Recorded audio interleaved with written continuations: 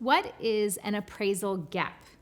Now, an appraiser, when you have a home under contract, the lender is going to send an appraiser out to the property to decide what that market value is going to be.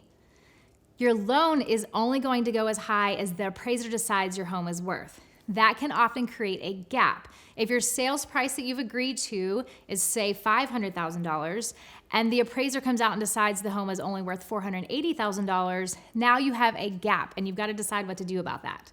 So when you're writing a contract with a conventional loan, you can say, tell you what, it's not contingent on the appraisal. I will buy it no matter what.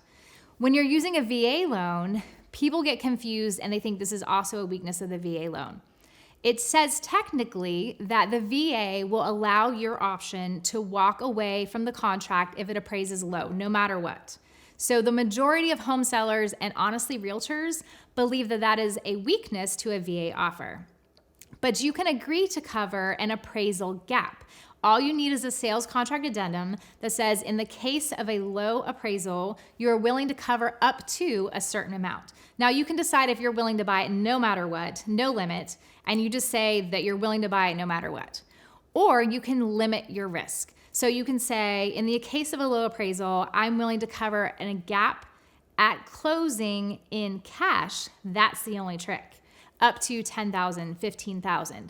So that's the only trick. If it appraises for less, that does mean you have to come up with that in cash at closing. You can't roll it into your loan. You can't finance it.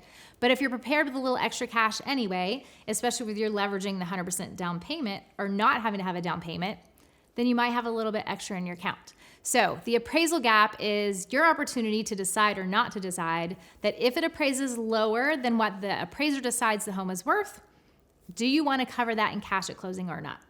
But that's the gap.